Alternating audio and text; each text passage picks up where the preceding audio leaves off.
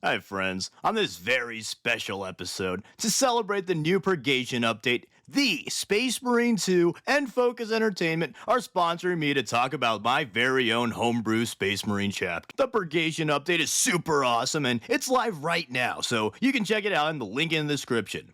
And you can also check out my Homebrew dudes by watching this video. This chapter is very special to me since I've been writing and adding to their lore literally since I first got into the hobby. So, without further ado, let's get into it. The Abyssal Drakes, also known as the Space Fish, are a Raven Guard successor chapter formed during the 7th founding. Soon after their founding, the Space Fish would earn infamy for their ruthless efficiency and disregard for mortal life. Although they were loyal and fought for humanity, they did this to avenge the fallen Emperor rather than any virtues or heroics. And for millennia, the Space Fish would serve as a brutal fleet-based chapter, ravaging heretics and delivering the Emperor's wrath. Eventually, their conquest would lead them to the ocean world of Nolorium 5. Nolorium 5 was once an icy forge world, but facing a large demonic invasion, the tech priests of the world detonated their forges to melt the global ice sheets and flood the world in order to purge the chaotic forces. Although the majority of the Chaos armies were slain and the Imperium was able to reclaim the world, only one supercontinent remained habitable, and vicious mutated creatures now prowl the infinite depths of the Nolorian seas. The origins of these sea monsters is largely unknown, with possible theories being that they're irradiated from nuclear byproducts and the Forge's detonation. They might be chaos mutants, or even long-lost Tyranid bioforms severed from the hive lying in wait. Or, perhaps, it's a combination of many factors. But anyways, in the 40th millennium, an orc-infested space hulk would appear on the world due to a growing warp storm. So, the Space Fish would be sent to Nolorian 5 to assist the Nolorian PDF in fending off the orc Wah! Fortunately for the Loyalist forces, the Space Hulk crashed into the ocean, so the bulk of the Green Tide had to survive the treacherous waters of the planet before getting to the Imperials. Thus, they were able to fend off the initial assaults with relative ease. However, as the First War for Nolorium raged on, the warp storms grew larger and larger, and more orcs arrived on planet. And, to make matters even worse, these warp storms stranded the Imperials and made it nigh impossible to get reinforcements and new supplies. But, fortunately, the Space Fish were adept in guerrilla warfare, and the Nolorians' knowledge of the unique geography of the planet proved invaluable. Utilizing the thick jungles, jagged coastlines, and waterways, the Imperial forces created a series of fortified holdouts on the archipelago leading to the mainland. But despite their strong defensible positions, the overwhelming green tide emerging from the regular tide was turning the tide of the war, and the marine and guard forces were getting whittled down. Additionally, the orcs who landed in the seas had adapted, creating large pirate fleets while getting immensely powerful from constantly battling the sea monsters of Nolorium. And after years of isolation, the chapter was brought down to a mere 100 marines. But the Emperor's grace shone through the stormy coast of Nolorium, and a brief respite from the warp storms allowed a relief force to get to the planet and assist the beleaguered forces. Companies of the Dragon Lord's chapter, as well as the Cadian 262nd, Cadian 505th, and Catachan 87th regiments, made planetfall and aided their battle brothers. Although the counter-assaults were successful, the Dragon Lords were ill-equipped for the aquatic world, and the guardsman tactics were not well adapted to the planet's unusual conditions. This led to high losses in the initial battles, and the Dragon Lord companies were all but destroyed. However, the combined might of the two marine chapters and guardsmen was enough to ward off the orc menace, forcing the greenskins to retreat into jungles and seas. And in the aftermath of the war, the Space Fish were eternally grateful for the great sacrifice of the Dragon Lords and Guardsmen. Seeing how effectively the Guard fought and the respect that the Dragon Lords had for their Guard allies had also demonstrated to the Fish the value of the ordinary man. Feeling immense guilt over their chapter philosophies, they renounced their old ways and adopted a new name and colors to honor those who had saved the chapter. And thus, the Space Fish were reborn as the Abyssal Drakes. They were given this title during the War for Nolorium by the local guardsmen, since their ferocity in battle evoked the wrath of the sea dragons that stalked the depths of the planet.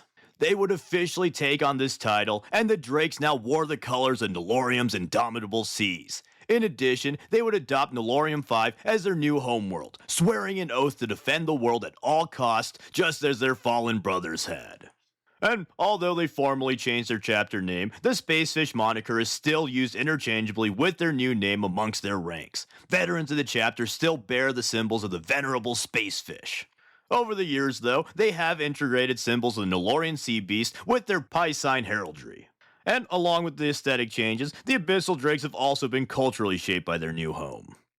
And so, since then, the Abyssal Drakes predominantly fight on their homeworld and remain very close to the guardsmen of the planet. After the first war for Nolorium, the planet has faced two more major wars, as well as other minor invasions and internal conflicts. Quickfire, the second war for Nolorium happened soon after the first, and was a consequence of the ancient demonic invasion, leaving a warp rift in the deepest trench of the world sea. From this rift, demons spilled out and coalesced until eventually leading a massive assault that made it all the way to the mainland's capital before being beaten back. During and after this war, the supercontinent of Nolorium Prime was heavily fortified with coastal cities modeled after the Khazars that the Cadian 262nd hailed from.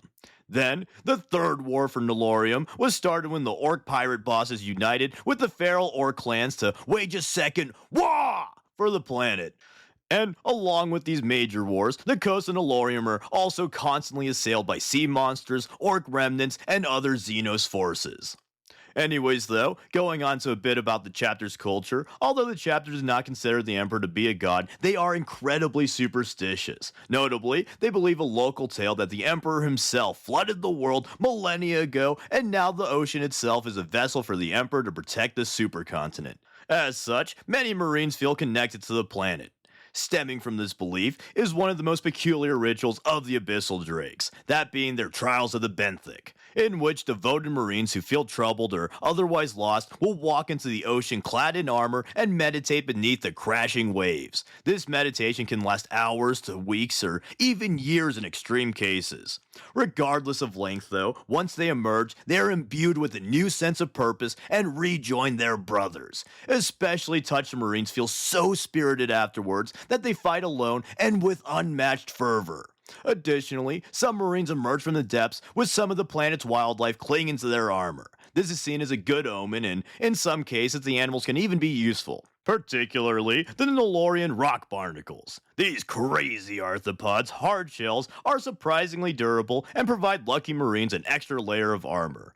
These gifts of the sea are never removed since they believe them to be blessings of the Emperor delivered through the planet.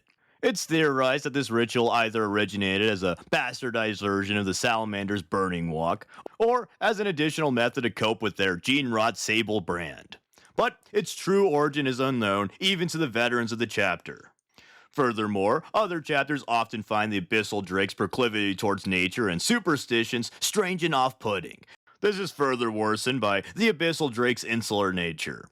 But anyways, moving on to their fighting style, they mostly follow the doctrines of their chapter lineage, but have also integrated tactics learned from the Dragon Lords and native Nolorians.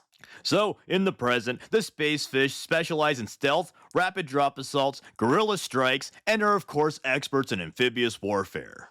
Clad in armor matching the Viridian tides of their home, the Abyssal Drake's most striking tactic is to wade near invisibly before suddenly emerging out of the water and brutally killing their prey. But with that, that's the basics of my homebrew chapter, the Abyssal Drakes. I have a lot more, but I don't want to get carried away like a 5-year-old gushing about the intricate world of his action figures. But with these guys, I wanted my silly little space fish to really just be wacky and occasionally gloomy space sailors with some of my other favorite tropes mixed in for flavor. And I, of course, had to make them relatively nice dudes so they could be besties with my guardsmen. But let me know what you think of my chapter in the comments below. Huge thanks to Space Marine 2 and Focus Entertainment for sponsoring this video. It was super fun to talk about my dudes, and if this video does well, I'd love to talk about my homebrew guard regiment. But be sure to check out the new Purgation update in the link below. It has a brand new PvE mission, a new secondary weapon, siege mode stratagems, and the Mutilith Vortex Beast as a boss. You can even make your Marines look like an Abyssal Drake or your own custom chapter.